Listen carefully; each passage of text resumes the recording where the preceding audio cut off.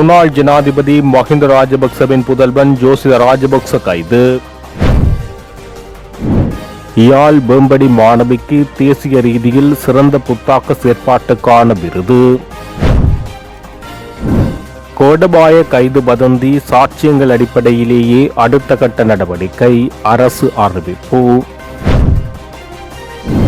கிளிநொச்சியில் இலங்கை குடியுரிமை பெற்ற இந்தியர் கைது. காவல்துறையினர் குறித்து முறைப்பாடளிக்க புதிய முறைமை அறிமுகம். யோன்சன் பெர்னாண்டோவின் கோட்டலை சுற்றி வளைத்த போலீசார். பொய்கூறி ஆட்சிக்கு வந்த அரசு அனைவரையும் ஏமாற்றிவிட்டது, எதிர்க்கட்சி தலைவர் சஜித் குற்றச்சாட்டு. எரிபொருள் விலை குறைக்கப்படும், ஆனால் இப்போதல்ல, அமைச்சர் வெளியிட்டுள்ள அறிவிப்பு.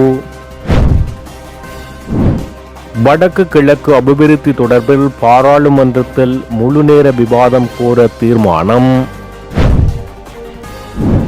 பாடத்திட்டங்களை முடிக்க கால அவகாசம் போதாது, பரீட்சையை ஒத்திவையுங்கள், கல்வி அமைச்சரிடம் கோரிக்கை. தொடர்புடைய விரிவான செய்திகள். யாழ்ப்பாணம் வேம்படி மகளிர் கல்லூரி மாணவி தேசிய ரீதியில் சிறந்த புத்தாக்க செயற்பாட்டிற்கான விருதினை பெற்றுள்ளார். வருடாவருடம் தேசிய ரீதியில் சிறந்த புத்தாக்குனர்களை புத்தாக்கு செயற்பாடுகளையும் ஊக்கப்படுத்தும் வகையில் விருது வழங்கும் நிகழ்வு ஸ்லாஸ்கொம் நிறுவனத்தின் ஆதரவுடன் இடம்பெற்று வருகிறது. இவ்வடத்துக்கான விழா காலி முகத்திடல் ஐடிசி ரத்னதீப விருந்தினர் விடுதியில் நேற்றைய தினம் செவ்வாய்க்கிழமை இடம்பெற்றது. இதில் வடமாகாணத்துக்கான பாடசாலை ரீதியில் சிறந்த புத்தாக்கமாகவும் இவ்வடத்துக்கான சிறந்த புத்தாக்குனராகவும் வேம்படி மகளிர் உயர்தர பாடசாலையைச் சேர்ந்த செல்வி ரூபிகா அருந்தவும் தெரிவு செய்யப்பட்டு அவருக்கான விருதும் சான்றிதழும் குறித்த நிகழ்வில் வழங்கி வைக்கப்பட்டது. இதே மாணவி கடந்த ஜூன் 5ஆம் தேதி மத்திய சுற்றாடல் அதிகார சபையினால் தேசிய ரீதியில் நடாத்தப்பட்ட காலநிலை மாற்றத்துக்கான புதிய கண்டுபிடிப்பு போட்டியிலும் பங்கு பற்றி சிறப்பு சான்றிதழை பெற்றவர் என்பது குறிப்பிடத்தக்கது. யோஷித ராஜபக்ச வாக்குமூலம் அளிப்பதற்காக சற்று முன்னர் லஞ்ச ஊழல் விசாரணை ஆணைக்குழுவிற்கு வருகை தந்துள்ளதாக தெரிவிக்கப்பட்டுள்ளது. முன்னாள் ஜனாதிபதி மஹிந்த ராஜபக்சவின் மகனான ஜோசித ராஜபக்ச லஞ்சம் அல்லது ஊழல் குற்றச்சாட்டுக்களை விசாரிக்கும் ஆணைக்குழுவில் இன்றைய தினம் ஆஜராகிய போது கைது செய்யப்பட்டுள்ளார். அவர் இலங்கை கடற்படை மற்றும் பிரிட்டிஷ் ராயல் கடற்படை கல்லூரியில் இணைந்த விதம் குறித்து நடைபெற்ற விசாரணை தொடர்பாக லஞ்ச ஆணைக்குழுவால் இன்று ஜோசித ராஜபக்ச அழைக்கப்பட்டார். ஜோசித கடற்படையில் சேர்க்கப்படும் வரை இலங்கை கடற்படையில் சேர்க்கப்படும் ஒரு பயிற்சி அதிகாரி உயிரியல் அல்லது கணித பிரிவுகளில் ஏதேனும் ஒன்றில் உயர்மட்ட தேர்வில் தேர்ச்சி பெறுவது கண்டிப்பாக அவசியமாக இருந்தது என லஞ்ச ஊழல் ஆணைக்குழுவின் விசாரணைகள் வெளிப்படுத்தியது. இருப்பினும் ஜோசித ராஜபக்ச தனது உயர்மட்ட தேர்வுகளுக்கு கலைப்பிரிவில் படித்திருந்ததால் விளம்பரங்கள் வெளியிடப்படுவதற்கு முன்பு ஆட்சேர்ப்பு தகுதிகள் திருத்தப்பட்டன என்பதை இந்த விசாரணை வெளிப்படுத்தியுள்ளது. மேலும் டிசம்பரில் நடந்த ஆட்சேர்ப்பு செயற்பாட்டின் போது சாதாரண மட்ட தகுதி தேவைகள் குறித்தும் ஒரு முரண்பாடு எழுந்ததாகவும் பின்னர் அது ஜோசித ராஜபக்சவின் தகுதிகளுக்கு ஏற்ப திருத்தப்பட்டதாகவும் லஞ்ச ஆணைக்குழு குறிப்பிடுகிறது. இந்த முறையில் கடற்படையில் சேர்க்கப்பட்ட பின்னர் முன்னாள் ஜனாதிபதியின் மகன் 2007 ஜனவரியில் ஐக்கிய ராஜ்யத்துக்கு புறப்பட்டு பிரிட்டிஷ் ராயல் கடற்படை கல்லூரியில் 1.5 ஆண்டுகளுக்கு மேலாக பயின்றார் என்பதை வெளிப்படுத்தும் தகவல்களை ஆணைக்குழு வெளிப்படுத்தியுள்ளது. ஜோசித ராஜபக்சவின் கல்வி உதவித்தொகையின் பேரில் அக்கல்லூரியில் சேர்க்கப்படாததால் அது தொடர்பான அனைத்து செலவுகளும் அரச நிதியிலிருந்து முழுமையாக ஈடு செய்யப்பட்டது என ஆணைக்குழு மேலும் குறிப்பிட்டது. இவ்விடயம் குறித்து விசாரணையை தொடங்கியுள்ள லஞ்ச ஊழல் ஆணைக்குழு இன்று ஜோசித ராஜபக்ச மற்றும் அட்மிரல் கர்ணகுட ஆகிய இருவரையும் அவர்களது வாக்குமூலங்களை பதிவு செய்வதற்காக அழைத்த வேளையில் இன்றைய தினம் ஜோசித ராஜபக்ச ஆஜராகிய நிலையில் அவர் கைது செய்யப்பட்டுள்ளார். வசந்த கர்ணகுட நேற்றைய தினம் கடிதம் கிடைக்காததால் வர முடியவில்லை என தெரிவித்ததற்கமைய அடுத்த வாரம் வருமாறு அழைப்பு விடுக்கப்பட்டுள்ளது. முன்னாள் ஜனாதிபதி கோட்டபய ராஜபக்ச பயங்கரவாத தடுப்புச் சட்டத்தின் கீழ் கைது செய்யப்பட்டுள்ளார் என்று சமூக ஊடகங்களில் வெளியாகும் செய்திகள் முற்றிலும் பொய்யானவை என அமைச்சரவை ஊடக பேச்சாளர் நலிந்த ஜெயதிச தெரிவித்துள்ளார். எவரையும் கைது செய்யும் நடவடிக்கை குற்றப்புலனாய்வு திணைக்களம் திரட்டும் முறையான சாட்சியங்களின் அடிப்படையிலேயே தீர்மானிக்கப்படும் என அவர் குறிப்பிட்டுள்ளார். அரசாங்க தகவல் திணைக்களத்தில் நேற்று இடம்பெற்ற அமைச்சரவை தீர்மானத்தை அறிவிக்கும் வாராந்த ஊடகவியலாளர் மாநாட்டில் அவர் இதனை தெரிவித்தார். முன்னாள் ஜனாதிபதி கோட்டபய ராஜபக்ச கைது செய்யப்பட உள்ளார் என சமூக ஊடகங்களில் செய்திகள் வெளியாவதுடன் தம்மை கைது செய்வதை தடுக்குமாறு கோரி அவர் மேல்முறையீட்டு நீதிமன்றத்தில் மனு ஒன்றை தாக்கல் செய்துள்ளார் என்றும் அறிய முடிகிறது. எனினும் உயிர்த்த ஞாயிறு குண்டு தாக்குதலுடன் அவருக்கு இருக்கும் தொடர்புகள் குறித்து விவரங்கள் தற்போதைக்கு என்னிடமில்லை. ஒரு குற்றவியல் விசாரணை முறையான திசையில் நகரும் போது அந்த உண்மைகள் தங்களை நோக்கி வந்துவிடுமோ என்ற அச்சத்தின் காரணமாக சிலர் இவ்வாறு பதற்றமடைந்து நீதிமன்றத்தை நாடக்கூடும். தற்போதைய அரசு எவ்வித அரசியல் பழிவாங்கல்களையும் செய்யாது. குற்றப்புலனாய்வு திணைக்களம் திரட்டும் சாட்சியங்களின் அடிப்படையிலேயே அடுத்த கட்ட சட்ட நடவடிக்கை அமையும் என தெரிவித்தார். இதேவேளை உயிர்த்த ஞாயிறு தாக்குதல் காலத்தில் காத்தான்குடி மற்றும் சாய்ந்தமருது போன்ற பகுதிகளுக்கு வெடிபொருட்களை ஏற்றிச் சென்ற லொரி ஓட்டுநர் தற்போது விசாரணை தீவிரமடைந்துள்ள சூழ்நிலையில் தனது உயிருக்கு ஆபத்து இருப்பதாக கூறியுள்ளமை மற்றும் தனக்குரிய சாட்சி பாதுகாப்பு வழங்கப்படவில்லை என முன்வைத்துள்ள குற்றச்சாட்டு குறித்தும் இதன்போது அமைச்சரிடம் கேள்வி எழுப்பப்பட்டது. இதற்கு பதிலளித்த அமைச்சர், முக்கிய சாட்சிகளை பாதுகாப்பதில் நாட்டின் பாதுகாப்பு பிரிவினர் எப்போதும் தீவிர அவதானத்துடன் செயற்பட்டு வருகின்றனர் என தெரிவித்தார். மேற்படி நபரால் ஊடகங்கள் வாயிலாக சுட்டிக்காட்டப்பட்டுள்ள பாதுகாப்பு அச்சுறுத்தல்கள் மற்றும் விவரங்கள் குறித்து சம்பந்தப்பட்ட பாதுகாப்புத்துறை உயர் அதிகாரிகளின் கவனத்துக்கு தான் உடனடியாக கொண்டு செல்ல உள்ளார் என அவர் தெரிவித்துள்ளார். வெளிநாட்டில் வேலை வாங்கித் தருவதாக கூறி நபர் ஒருவரிடமிருந்து 49,90,000 ரூபாவை மோசடி செய்தமை தொடர்பில் இலங்கை குடியுரிமை பெற்ற இந்தியர் ஒருவர் கைது செய்யப்பட்டுள்ளார். வெளிநாட்டில் வேலை வாங்கி தருவதாக கூறி நபர் ஒருவரிடமிருந்து 49,90,000 ரூபாயை மோசடி செய்தமை தொடர்பில் இலங்கை குடியுரிமை பெற்ற இந்தியர் ஒருவர் கைது செய்யப்பட்டுள்ளார். கிளிநொச்சி காவல் நிலையத்தில் அளிக்கப்பட்ட முறைப்பாட்டின் அடிப்படையில் விசேட குற்றப்புலனாய்வு பிரிவினர் விசாரணையை தொடங்கியுள்ளனர். இதன்படி நடாத்தப்பட்ட தீவிர விசாரணையை அடுத்து நேற்று மதியம் இந்த குற்ற சம்பவத்துடன் தொடர்புடைய நபர் கைது செய்யப்பட்டுள்ளார். கைது செய்யப்பட்ட சந்தேக நபர் கிளிநொச்சி பகுதியைச் சேர்ந்த 32 வயதுடையவர் என காவல்துறையினர் தெரிவித்தனர். இந்த நிதி மோசடி குறித்து கிளிநொச்சி கோட்ட விசேட குற்றப்புலனாய்வு பிரிவினர் மேலதிக விசாரணைகளை மேற்கொண்டு வருகின்றனர். இலங்கை காவல்துறையினரால் வழங்கப்படும் சேவை குறித்த பொதுமக்களின் கருத்துக்கள், முறைப்பாடுகள், பாராட்டுக்கள் மற்றும் ஆலோசனைகளை பெற்றுக்கொள்வதற்கான புதிய QR குறியீட்டு முறைமையொன்று அறிமுகப்படுத்தப்பட்டுள்ளது. இதற்கமைய நாடு முழுவதிலும் உள்ள அனைத்து காவல் நிலையங்களின் சேவைகள் குறித்தும் பொதுமக்கள் தமது கருத்துக்களை நேரடியாக வழங்குவதற்காக Sri Lanka police community feedback portal என்ற பெயரில் இணையவழி டிஜிட்டல் தளம் ஒன்று செயற்படுகிறது. இந்த திட்டத்தின் மூலம் குடிமக்கள் தங்களின் கருத்துக்கள், முறைப்பாடுகள், பாராட்டுக்கள் அல்லது ஆலோசனைகளை எளிதாக சமர்ப்பிக்க முடியும் எனவும் அந்த தகவல்களை பகுப்பாய்வு செய்து மக்களை மையமாக கொண்ட மிகவும் திறமையான சேவையை வழங்குவதே இதன் நோக்கமாகும் என போலீசார் தெரிவித்துள்ளனர்.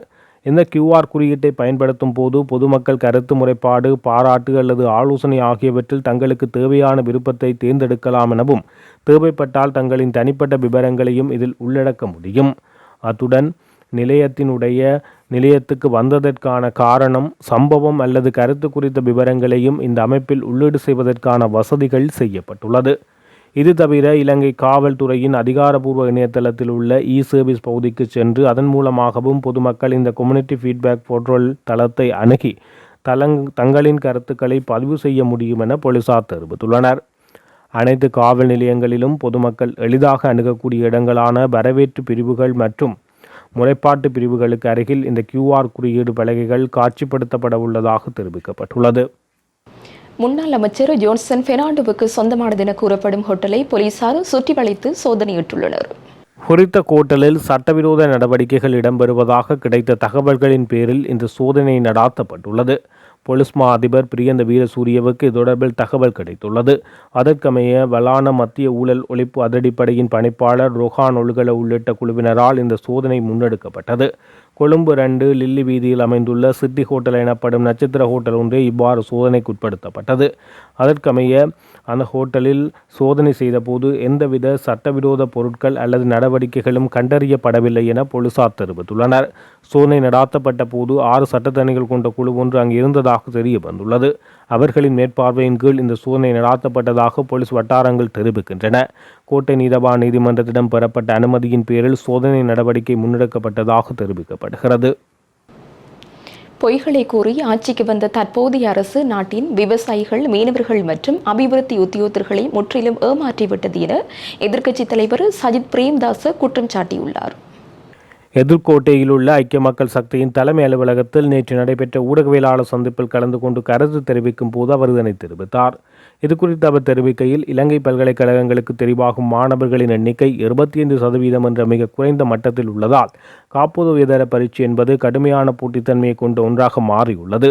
இம்முறை பரீட்சை தோற்றும் மாணவர்கள் பெரும் மன அழுத்தத்துக்கு ஆளாகியுள்ளனர். எனவே கல்வி அமைச்சு இந்த விவகாரத்தை மிகவும் மனிதாபிமானத்துடன் அணுக வேண்டும். கடந்த 2022 முதல் 25 வரையான காலப்பகுதியில் பாடத்திட்டங்களை நிறைவு செய்த 27 முதல் 31 மாதங்கள் வரை அவகாசம் இருந்த போதிலும் 2026 மாணவர்களுக்கு வரும் 21 மாதங்களே கிடைத்துள்ளன.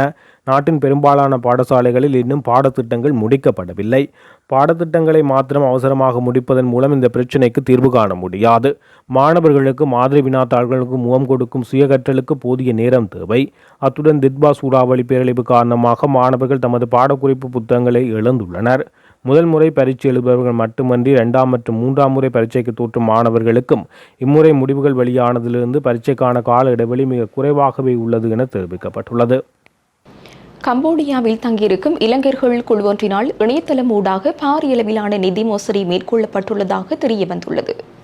இது குறித்து விசாரணை நடத்துமாறு கொழும்பு பிரதான நீதவான் அசங்க போதரகம குற்றப்புலனாய்வு திணைக்களத்துக்கு நேற்று முன்தினம் உத்தரவிட்டார். இந்த சம்பவம் குறித்து குற்றப்புலனாய்வு திணைக்களத்தின் மனித வர்த்தகம் மற்றும் கடத்தல் ஒழிப்பு விசாரணை பிரிவின் அதிகாரிகள் கொழும்பு பிரதான நீதவான் நீதிமன்றத்தில் விவரங்களை சமர்ப்பித்த போது பிரதான நீதவான் இந்த உத்தரவை பிறப்பித்தார். முறைப்பாட்டாளர் தரப்பில் முன்னிலையான குற்றப்புலனாய்வு திணைக்கள அதிகாரிகள் தகவல்களை முன்வைத்தனர். அதற்கமைய தற்போது கம்போடியாவில் தங்கியிருக்கும் இலங்கை பிரஜைகள் குழு ஒன்றினால் இணையதளத்தினூடாக மேற்கொள்ளப்பட்ட நிதி மோசடிகள் குறித்த விசாரணைகள் ஆரம்பிக்கப்பட்டுள்ளதாக நீதிமன்றத்துக்கு அறிவித்தனர். இந்த சம்பவம் தொடர்பில் மேற்கொள்ளப்பட்டு வரும் விசாரணைகளின் முன்னேற்றத்தை நீதிமன்றத்துக்கு அறிக்கை செய்யுமாறு பிரதான நீதவான் குற்றப்புலனாய்வு திணைக்களத்துக்கு உத்தரவிட்டார். உலக சந்தையில் மசகு எண்ணெய் விலை வீழ்ச்சியடைந்து வரும் நிலையில் உள்நாட்டிலும் மக்களுக்கு நிவாரணம் வழங்கக்கூடிய முதல் சந்தர்ப்பத்திலேயே எரிபொருள் விலை குறைப்புக்கான பலன் வழங்கப்படும் என்று அமைச்சரவை பேச்சாளர் நலிந்த ஜெயதீச தெரிவித்தார். எனினும் உலக சந்தையில் நிலவும் தற்போதைய நிச்சயமற்ற தன்மை காரணமாக விலை குறைக்கப்படும் குறிப்பிட்ட காலப்பகுதியை தற்போதைக்கு உறுதியாக கூற முடியாது என அவர் சுட்டிக்காட்டினார். அரசாங்க தகவல் திணைக்களத்தில் நேற்று செவ்வாய்க்கிழமை நடைபெற்ற அமைச்சரவை தீர்மானங்களை அறிவிக்கும் வாராந்த ஊடகவியலாளர் மாநாட்டில் அவர் இதனை தெரிவித்தார். உலக சந்தையில் ஏற்படும் சாதகமான மாற்றங்களின் நன்மைகளை மக்களுக்கு நேரடியாக கடத்துவதே தற்போதைய அரசாங்கத்தின் முதன்மை நோக்கம். நாட்டின் பொருளாதார செயற்பாடுகளை எவ்வித தடையுமின்றி சீராக முன்னோக்கி கொண்டு செல்ல வேண்டுமாயின் மக்களுக்கு இந்த எரிபொருள் நிவாரணங்களை வழங்குவது அவசியம். அமெரிக்காவுக்கும் ஈரானுக்கும் இடையில் இன்னும் இறுதி உடன்பாடு எட்டப்படவில்லை. ஒருவித நிச்சயமற்ற நிலைமை நீடிக்கிறது. எனினும் இரு தரப்பினரும் இந்த உடன்படிக்கையை கையெழுத்திடும் பணிகள் வரும் வெள்ளிக்கிழமைக்குள் அதிகாரப்பூர்வமாக நிறைவடையும் என எதிர்பார்க்கப்படுகிறது. வெள்ளிக்கிழமை இந்த உடன்படிக்கை கையெழுத்தான பின்னர் உலக பொருளாதார நிலைமை சாதகமான முறையில் மாறும் என நம்புகிறோம்.